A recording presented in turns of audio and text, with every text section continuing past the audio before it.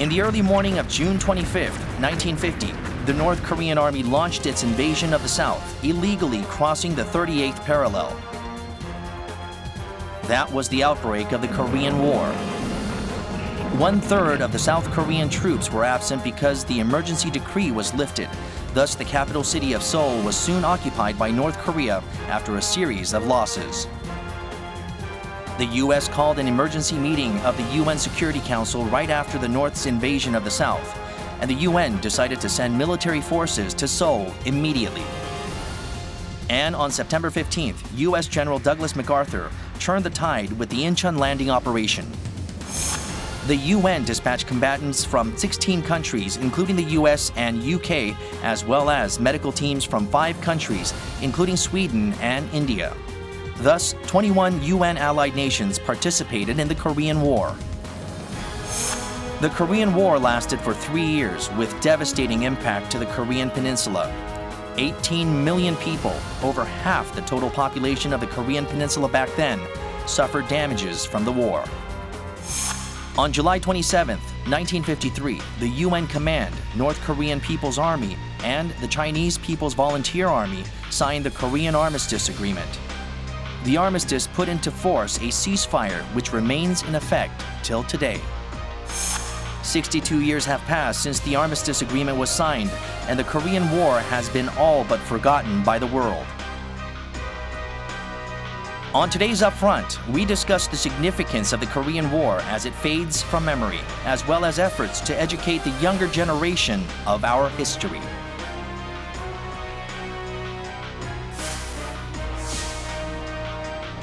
Hello and welcome to Upfront. I'm Song Se-ryun. July 27th is the day that the Korean War Armistice Agreement was signed. 62 years have passed since then, and still, North and South remain divided in two.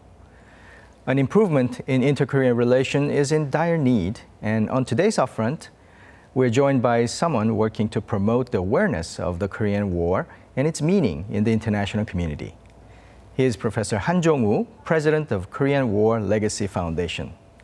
Hello, thank you for joining us. It's a great pleasure to be here with you. Thank you. Thank you for your invitation. Thank you. Let's talk about the Korean War and what you're doing and the meaning in the history and the communities today. I'll start with this question. It's been about 65 years since the outbreak of the Korean War. Many wars have taken place since then, and still there are conflicts going on throughout the world. If somebody asks you why the world should remember a Korean War and focus on the Korean War, how would you respond? That's extremely important question, I think. I'm so glad to be asked about it. First of all, the Korean War really changed the international politics from 18th, 19th centuries of Western imperial and colonial politics into a brand new ideological war between two poles, the United States and the Soviet Union. Before, it was the war amongst the Western developed capitalists looking for colony, colony new market, and the sources of cheaper natural resources.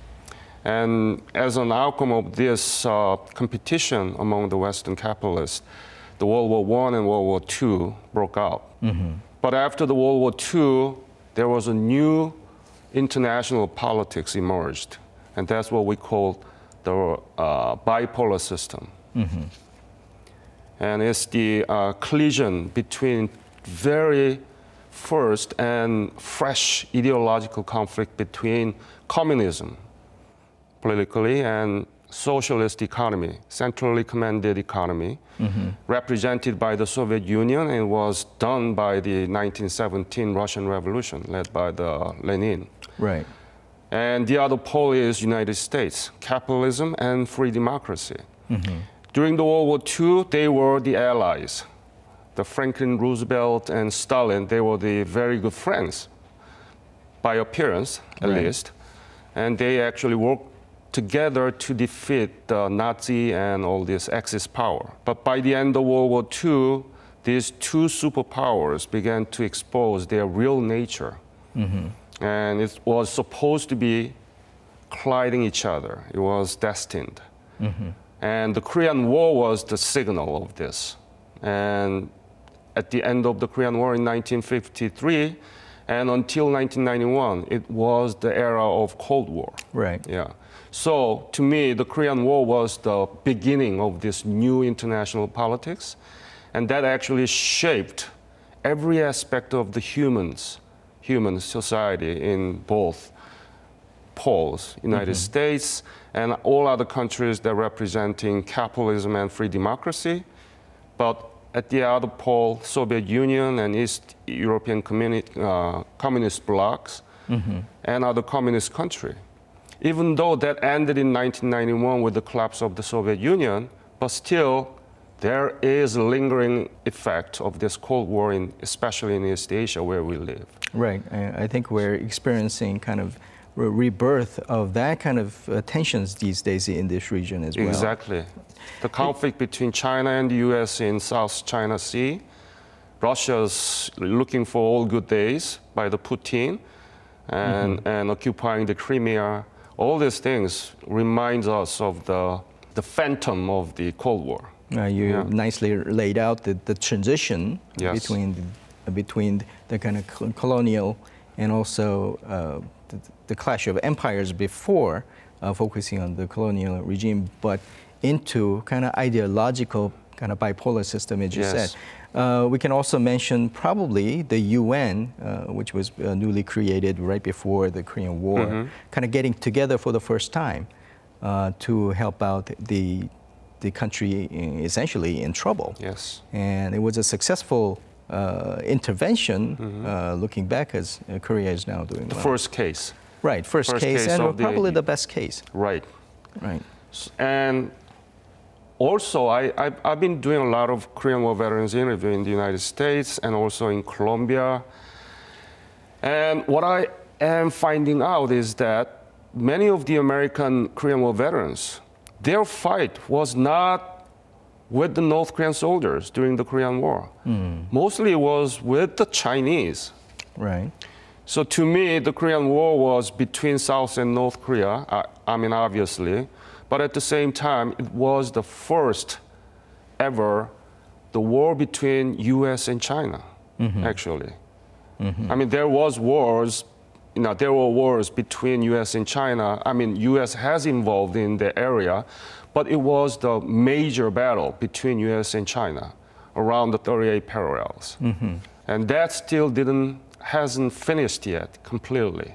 Right. Yeah, so that's another importance of the Korean War in world history. Another one that I would like to mention is that through Korean War, I think the real relationship between U.S. and Korea has been established.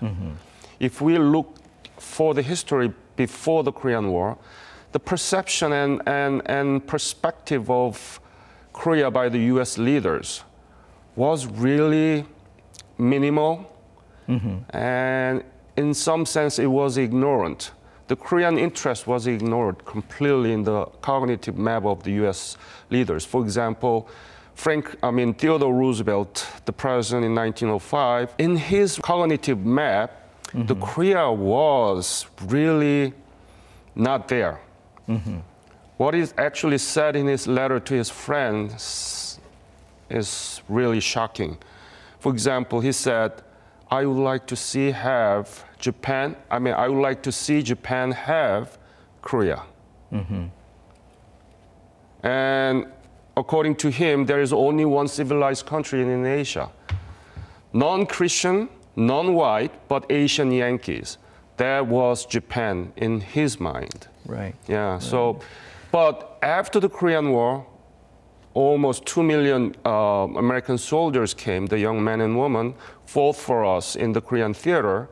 And that becomes the backbone and the fundamental nature of the current U.S. and Korea relationship. Now U.S. sees us as a pinch, what is it? Linchpin. Linchpin, not the cornerstone. Cornerstone is Japan. Right. I don't agree with the people's point that linchpin is more important than the cornerstone, but still, the image and the perception of Korea by the United States has been really, really transformed. So you bring up very interesting points. I think we are seeing these two aspects of the Korean War for Korean people. As you mentioned before, it was a civil war, North and South, but there was the first time that the U.S. and China kind of got in the battlefield. So in a sense, as people pointed out, there's a aspect of proxy war in Korean Peninsula. These two big powers kind of fighting each other in the Korean Peninsula with North and South, same people kind of fighting each other. So there's a tragedy in that, and probably that's because we didn't have strength. We didn't have the power to defend ourselves at the time. That explains why we were kind of overrun by Japan. And your remark about what President of the United States was thinking about Korea kind of attests to that. But on the flip side is, as you pointed out as well, that was a beginning point to where Korea was open to the world with the help of the United States, and arguably we're here because of that whole event. So tragedy, opportunity, it's a ongoing tragedy for the Korean people, but you cannot discount the opportunities that it created. So lessons from the history and the circumstances, where do you come down? How do you see that?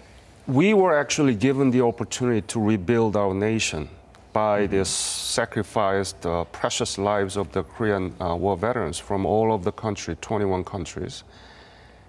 And as you pointed out, I think that's an extremely important point. We were given the opportunity, but actually we are the one who actually pulled this out of the ashes. In 1960, we didn't have much. More than 90% of the government budget was appropriated by the sales of surplus rice that provided by the United States. We are actually, Korean War veterans saying that nothing virtually is standing after the war. I mean, that's a little bit of exaggeration. But still, there was nothing much left, but we were able to pull these two things together. We called the two birds with one stone. Rapid economic development, industrialization from 1960 to late 1980s and early 1990s. But at the same time, we were able to pull this democratization at the same time. Right. That's unprecedented in world history in 20th century. We were able to do it. And I think that demonstrated the power of the Korean people and Korean nation. And that actually reminded the forgottenness of the war. I see. From the Korean War veterans. Korean War veterans, they are amazed by what we have done. So I don't want people to forget about it. We were given the opportunities, and we need to thank the veterans. We should not forget about it. But at the same time, we need to know we are the one who accomplished everything. Obviously with the aids from the United States, and there are many variables that we need to consider. But at the same time, we are the one. And that's the power, and that is the essence of the Korean War that we want to promote. That we overcome all these difficulties and ordeals, and we want to let people know, and we want to work with other countries that need our help. And that's what the Korean government is doing. How did you get involved in this? I mean, there are other the organizations and foundations that honor Korean War. Thank you for asking, because it didn't come from my own intention from the beginning. I graduated from Syracuse University. I got the PhD there, been teaching there. And we found, after I received the PhD degree and began to teach, I happened to find out that Ambassador Pyo-uk Han, Han Pyo-uk, graduated our school in 1942 in the Department of Philosophy. I see. More important thing is that he was the one who founded Korean Embassy in Washington, D.C. in 1948 by the order of the President Seung-man Rhee. I see. And he served ambassador to the 5 countries representing Republic of Korea. So to me, he is the legend in foreign ministry of the history of Korean government, but at the same time, he is the founder of this U.S. and Korea relationship. He was the one who visited and saw President Truman asking to aid when the Korean War broke out in 1950. And also he talked to him so that we can have basis for reconstruction after the war. I see. So we created a Maxwell School of Public Citizenship and Public Affairs of the Syracuse University, founded a lecture series after his name, Ambassador Pyo-kan Lecture Series on Korean-U.S. Affairs in 2000. And we began to invite the local citizens. Among them, there were Korean War veterans. And when they come to the lecture, they come with tons of pictures that they took. And the letters that they wrote back to their families during the war. And they showed to me. And at the time in 2005, the Prime Minister Go Gun, and Ambassador Choi Young-jin, they came to run this program in 2005. And many Korean War veterans turned out and with a lot of pictures. I see. Understandably, your focus is on the U.S., but is there a sense that the Korean War, as you mentioned, is becoming a kind of a forgotten war? I mean, understandably, there's a Vietnam War that was much bigger in the minds of the United States citizens. But do you see that the Korean War is losing its significance in the minds of in the United States and in the place in the United States history and the world history?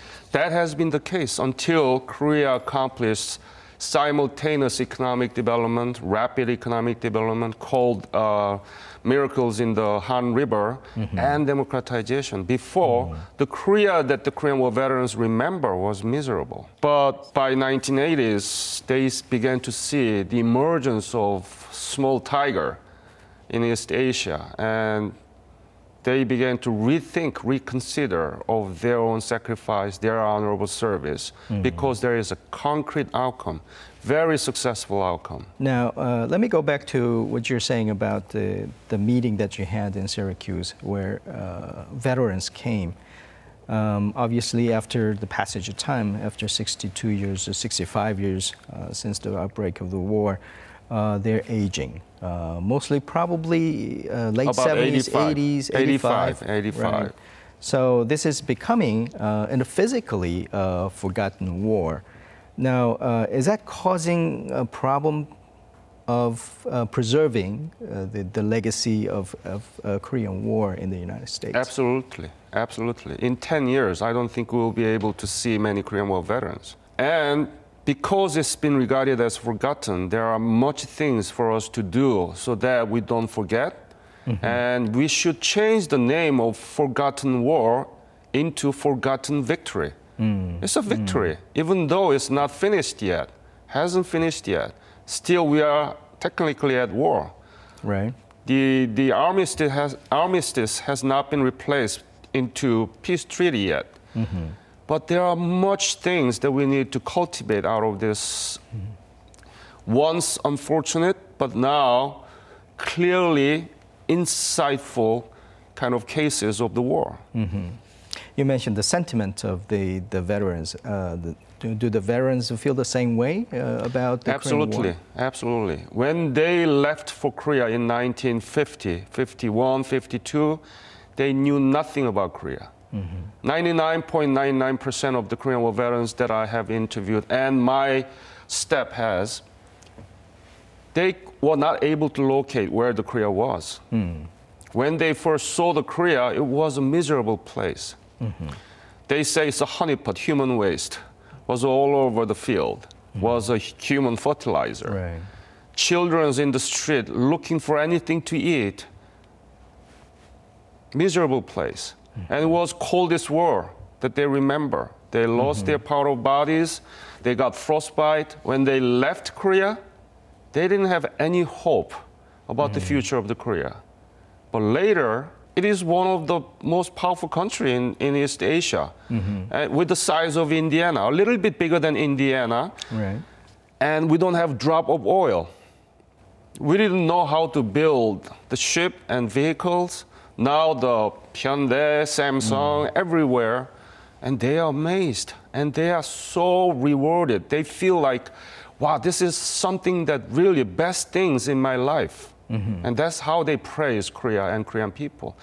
They are amazed by this Korean people's passionate and diligence and smartness and eagerness to change the status quo. Right. They love Korea and they want to remember it. And that's why I began to this digital archive and Korean War Veterans Youth Corps. And now I'm working with the American history teachers, social studies teachers to use this digital archive, the interviews that we have, more than 600 and more than 5,000 historical artifacts to be used in the classroom.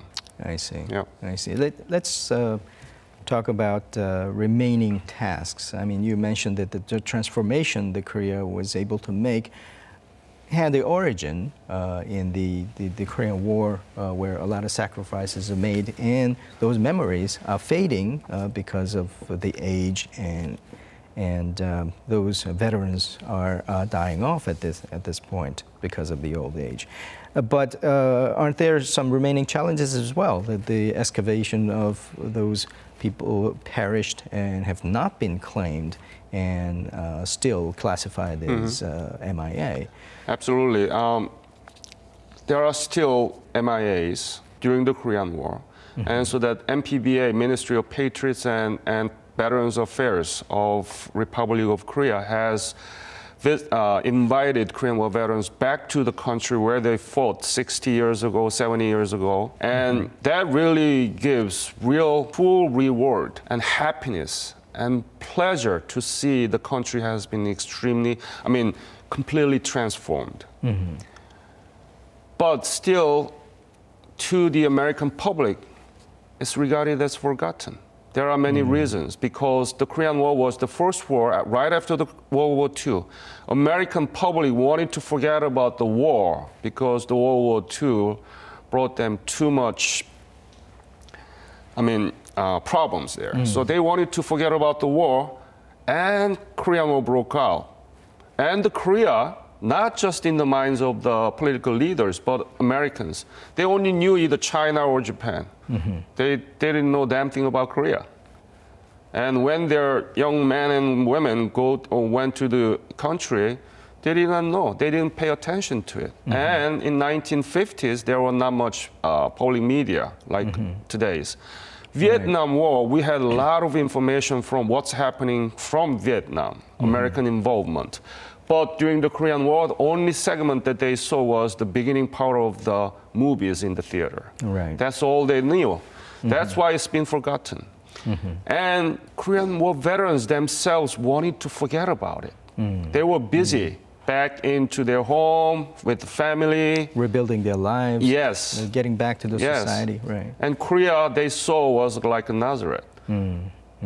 So that's why I'm emphasizing that we are the one.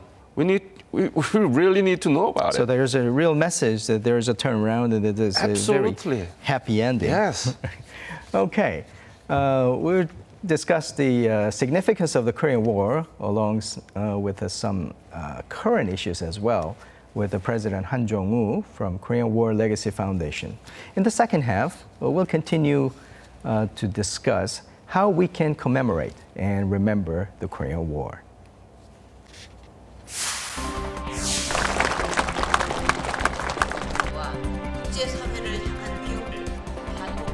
우리는 이러한 분들의 숭고한 희생과 헌신을 기억하고 자라나는 청소년들이 그 고귀한 뜻을 이어나갈 수 있도록 해야 합니다. 정부는 선열들이 남기신 숭고한 정신을 높이 기리면서 그분들의 희생이 헛되지 않도록 합당한 예우를 하는 일에 정성을 다하고 있습니다.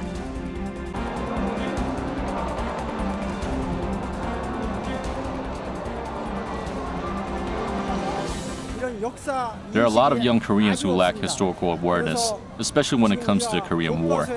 So we should add more detailed information about the war into textbooks. Korean history should become a compulsory subject for all students to learn. Public education is the only way people can learn about history when they are young. However, many people end up forgetting history as society changes rapidly. So I think the government should invest more into historical education through the internet and other kinds of media so that people can come across history in their daily lives. Otherwise, history will be forgotten by not just our students but adults as well. I've never had a chance to meet the war veterans in person, but I saw one of them on TV suffering from poverty. I think the country should treat the war veterans with more respect, as they are the ones who made sacrifices and contributed to making the Korea of today. It is only right for the country to take responsibility for their welfare. And now I'd like to move on to the efforts needed to raise people's awareness about the Korean War and discuss further with President Han Jong-woo about the ways of not only remember, but also learn from the historical significance of the war and its place in the international community. Now, let's continue to talk about your activity, actually. You mentioned something about your effort as a foundation to reach out to the American society, especially to the students. Why don't you tell us a little bit about the foundation in itself? So as I mentioned, I began to associate with the local Korean War veterans in Syracuse, New York, the central New York. And I became an associate member and lifetime member of that Korean War Veterans Chapter 105 in Syracuse. And what I suggested to them is to build a digital library of Korean War veterans. And they unanimously, they love it because they themselves see that as a forgotten and not many people really talk about it.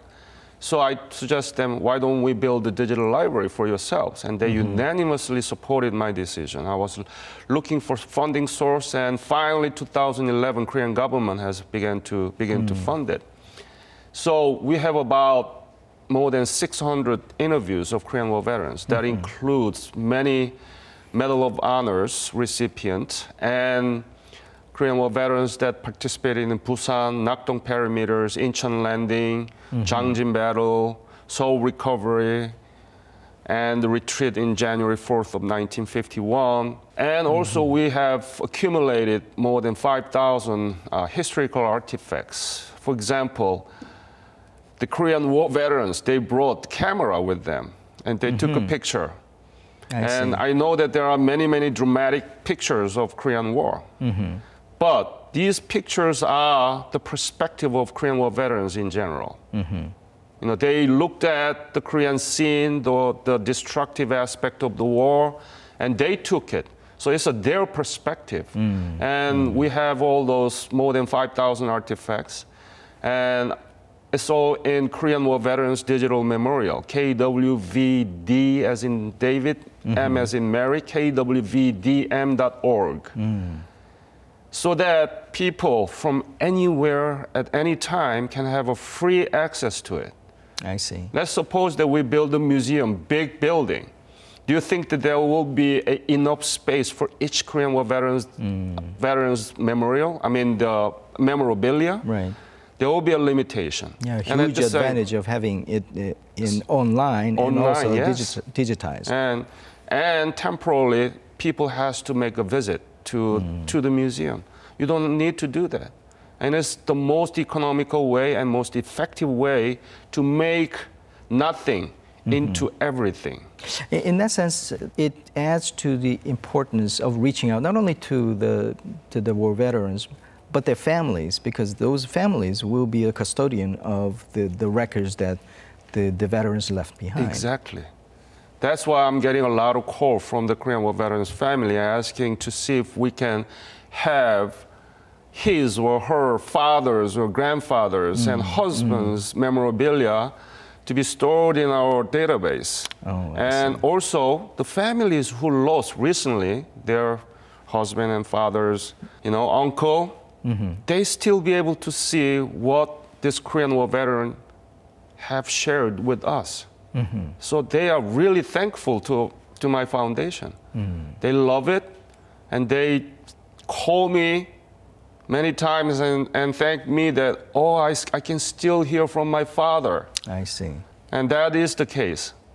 And that's why the Korean War Legacy Foundation has launched new organization called Korean War Veterans Youth Corps. It's a organization, or you can call it a club of grandchildren or great-grandchildren in the age of high school and college. And that was launched in 2013. And so that we can activate Korean War veterans' own family. If their own family do not work on their legacy, who's going to? I mean, it's been already forgotten. Right.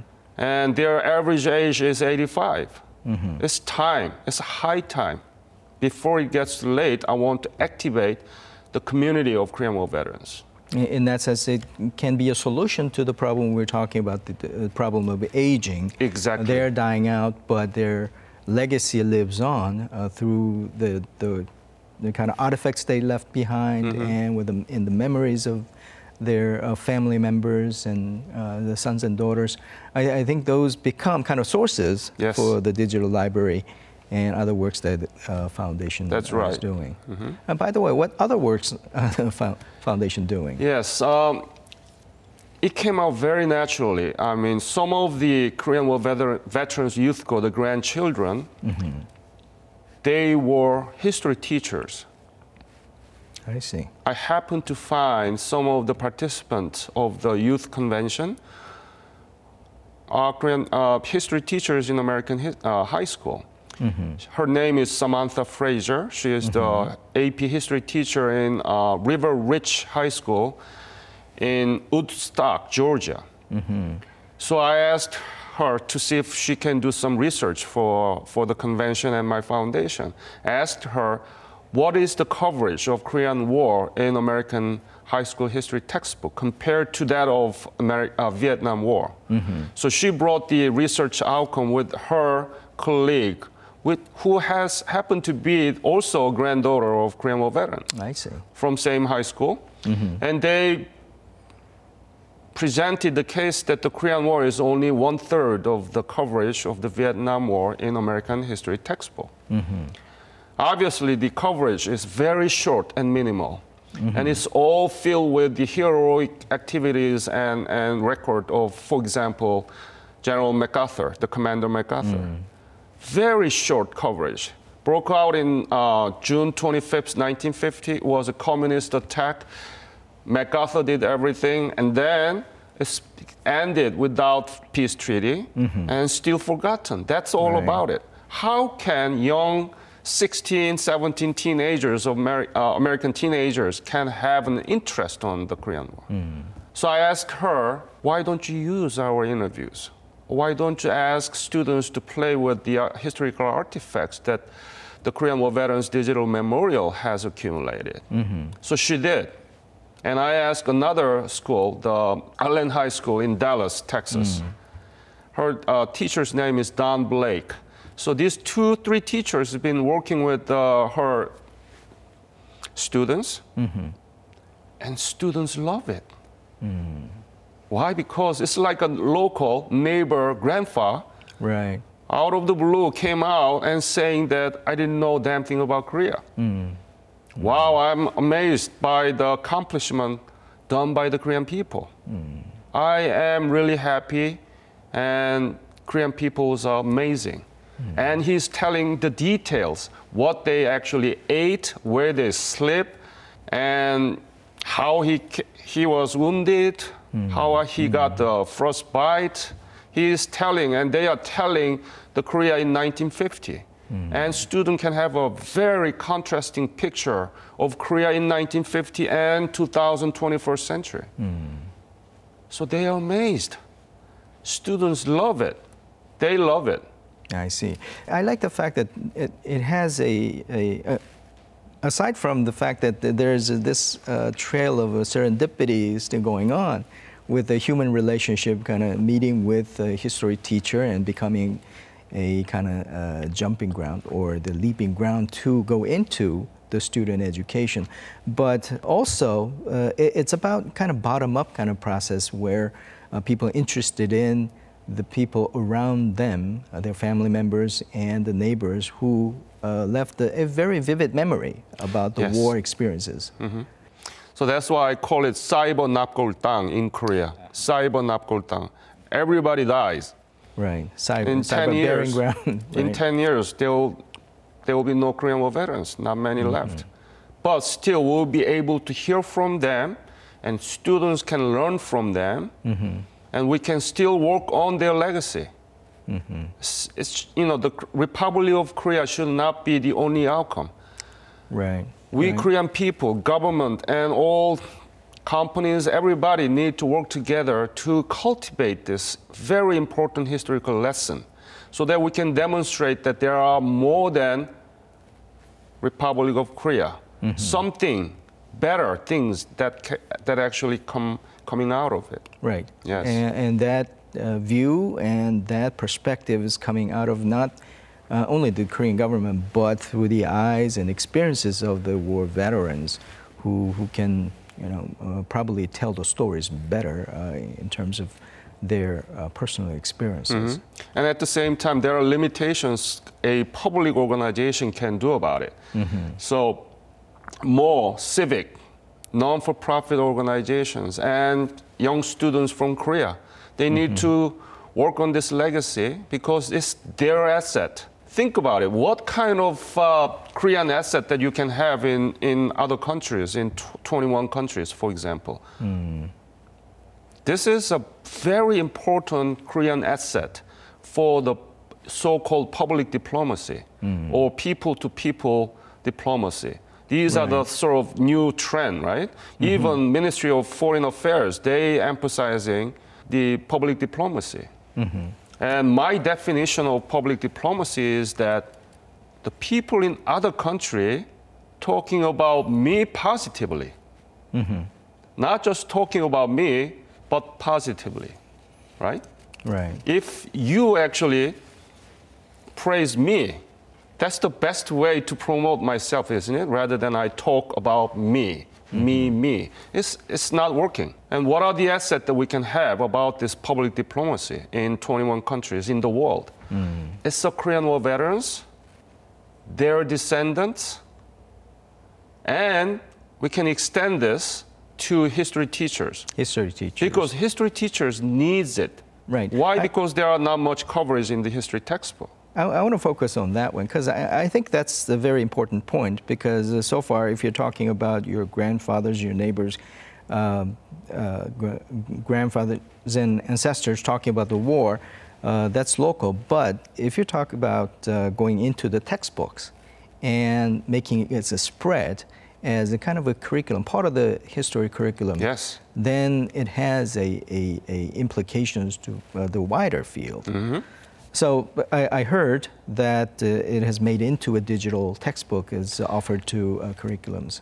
Tell us more about that. Yes, officially and formally, there is no final product of digital textbook yet, but still, the digital archive that the Korean War Legacy Foundation has accumulated itself is a digital teaching material, and it's been used by the two the American high schools, and it's just a matter of time and resources put that together into a final product. I'm working on with a software company now in the United States where that we can have a multimedia platform. For example, we have already digital archive, interviews, right? So we can put into a screen all of those interviews. At the same time, when, for example, this Korean War veteran is mentioning about his battle in Jangjin, Jangjin area, Jangjin battle, one of the most There's a bloody battles in the history of Korean War, the map can appear there in the screen. And when he mentioning that his routing, the movement route, the arrow can move around in the map. And then at the side of the screen, there can be a text explaining and describing about the Jangjin battle. And then another part of the screen can also exhibit and show the artifacts that the Korean War Legacy Foundation has accumulated, more than 5,000. Right. And it's just a matter of time and financial resources. And not just on the Korean War. You need to know America has always been in the war in somewhere at almost any time because this is the only super hegemon in the world. And there are many wars and many veterans coming from other wars, like a war with Iraq, Afghanistan. So there is a constant production of veterans in American politics. Right. And we can apply this standard model of the digital history textbook that I'm trying to develop and my foundation into other veterans and other war. I see. There is a big market actually for future plan for it as well. Now, it's in development. It seems like it has gotten a very big boost by interlacing and networking with the history teachers. Now, you mentioned 2 schools. Tell us more about the reception from the students and also the teachers, and how do you see the future going? Actually, the Korean broadcasting system is going to still work. I mean, is now making 2 documentaries on the activities of foundation. And one of the issue is to cover, one of the points is to cover how this digital materials has been utilized in the American high schools. So we visited the River Ridge High School in Woodstock, Georgia, and the Arlen High School in Dallas, Texas. And we had a wonderful meeting. I actually talked with the Korean War veterans from the locals. Actually, the students in those 2 high schools, they've been interviewing their local Korean War veterans. I see. And also using the interviews already done by my foundation. And they made a exhibition. It's a QR coded exhibition. So if you scan the QR code with your cellular phone, for example, or iPad, you will be able to see students talking about the interview that he listened and transcribed. And then Korean War veterans interview come out, and then there are other artifacts coming. So it's just like it's a standard model of the digital textbook that I just mentioned. I see. And their reception, they love it, as I told you, because it's a real. It's not from the paper, and it's very detailed, rich in contents. And it's from their local grandfather and grandmother. It's personal. It's much more direct. So they're saying, wow, I didn't know damn thing about Korea. Now I know, and I would like to know more about the Korea. So perception and their reception was great. I see. Now, you said the artifacts you've collected, I heard the number 5,000, and probably it'll grow. There are surviving veterans as well as their descendants, their artifacts probably not collected or not accounted for at this point. Yes. Is there some conscious effort to kind of reach out and gather those materials so that the digital archive is much fuller than what it is now? That's what we want to do. We want to have a full speed before it gets too late. So that we have regional directors for the interviews. For example, Korean War veterans' descendant, the granddaughter who actually participated in the convention last year, she is now working for foundation, collecting more interviews, collecting more artifacts from the area in West and Midwest. And also I have granddaughters in Texas. They are all working at the same time because time matters. Time matters. I have a great connection with the Korean War Veterans Association, and they welcome what my foundation is doing because that's the only way to keep their legacy forever. So that's why I'm calling Cyber Napgol Tang. It's internet-based, so that it's not going to be destroyed, and many people from the many parts of the world can have easy access. And that's why we need to do it as many as possible in 10 years.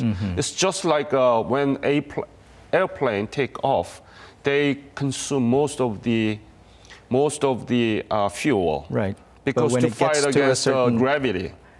This is the time. Right. This is the time. We need to give all the fuels, all the financial resources, and extending this relationship with the Korean War veterans in many different parts of the state as well as other 20 countries.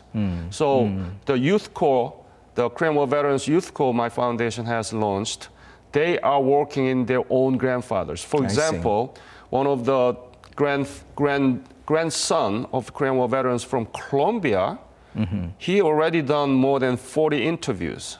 I just been there and I did work with him. Another descendant from Australia, he is now uploading interviews into the internet. So that's what we want to do. We want to have organization of Korean War Veterans Youth Corps, not just in the United States, but in other 20 countries. And they should do that before it gets late. Now, is there a plan to expand beyond the 21 countries? Now, if you're talking about 21 countries, we're talking about those countries that came to help South Korea. But then there's China and Russia, and there are kind of opposing and different point of view that looks at the same war. And that could be probably interesting and also very illuminating. Yeah, that's the part that I am really sad about it, because it's because of this domestic political atmosphere and so on that it's hard to get this digital archive done for the soldiers from China and North Korea too. I mean, eventually, all these things that I've been trying to accomplish is to see if we can do a little bit, contribute to the process of reunification. In order for us to do that, obviously it was the enemy, but we should include China and North Korea, eventually. Right. And so that I hope that we can collaborate with other non-for-profit civic organizations who are willing to collaborate on this endeavor and do digital archive in China. And hopefully we can improve the relationship with North Korea. We should go there and do the interview, not from the ideological point, but for the facts. When were you born? How did you, what kind of training did you get? Where did you fight? We need to get those facts. It's a historical facts, and it's a very important resources also for the historians. Not focusing on the political aspect of it or ideological aspect of it, you can get the picture from them. I mean, from the academics' point of view, I can see the vision that it could be a very important materials for further research. And the flip side of that is, for the research, probably Chinese scholars and even the North Korean scholars, if they want to contribute to this academic work rather than the political work. Yes, that can, so we need to do that all with the countries that participated in the Korean War. U.S. is the biggest contribution. So that's why we are focusing on that. But I hope that we can have more people working together so that we can have more complete picture of this Korean War. Another use I could kind of see is that these rich materials can become probably good material for making either into movies or those people who want to write about the war accounts and Korean War and even in war in general, could dig into these materials and get a kind of rich and very first-hand account of the war. That's something that I want our Korean young future movie directors and artisans wants to do work on this. It's going to be there. All this interview will be there, and they are welcome to use it. From time to time, I'm looking at my own notes when I did with the Korean War veterans interview. And I'm thinking about to see if I can work on a kind of scenario. We talked about a lot of aspects of it. I'll give you a chance to say a last word about how to raise the awareness among people, not only in the United States, but anybody who's listening to this. That kind of words to encourage them to focus on the lessons, however tough it is, on the war and specifically on the Korean War. Thank you for this opportunity. The Korean War is kind of a tree that has its potential, full potential has not been activated. We need to grow this plant the tree. We need to water them, we need to give more fertilizer to it, and we need to have more sunshine on it. It's a big potential. It can grow so big and show what is the legacy of the Korean War, not just for the Korean War veterans, but for the Republic of Korea, and the peace in East Asia, and also something that we can do for the countries who in need of our help. Just like us 65 years ago, we needed it. And they came and they gave us water when we were thirsty. They gave us food when we were hungry. And they saying, what did I do for you? We didn't do much. We didn't know much about you. But no, they did it for the least. We were the least. This is the biblical metaphor from the Matthew chapter 25. They gave without consciousness to give us water and food when we were the most miserable and the poor and the least. We need to do that. We need to give it back to other countries. The country that fought for us, at the same time, other countries who are in need. That's what KOICA and ODA program of Korean government is doing, but we need more input from civil society. We need to grow this tree, and we have to show that this tree is beautiful, productive, and community sharing things that we have with people who needs it. So we need more participation, collaboration, more resources to be invested in this small but potentially very big tree. One of the friends who's been doing is Pantech CEO Park Byung-yeop. He has been investing. He is nurturing this program. He has big donations to the Korean War Veterans Association. This is the first ever Korean company that actually have a direct donations to the Korean War Veterans Association in the United States. And many young students calling me to see what they can do about it. And in order for us to make this plane taking off, we need the fuel, obviously. I see. In addition to our pure heart. Yes. Thank you for your insight today. Thank you very much for this opportunity. I really appreciate it. Thank you. Thank you. Time has passed, but the scar of war still remains. Korean War was a tragedy for Korean people, but it has a significance for Korean and also the region and for the rest of the world in history. I think it is our duty to remember the forgotten war and the lessons it holds. I hope our discussion has been able to contribute to that effort. Thank you for watching. We'll see you next time.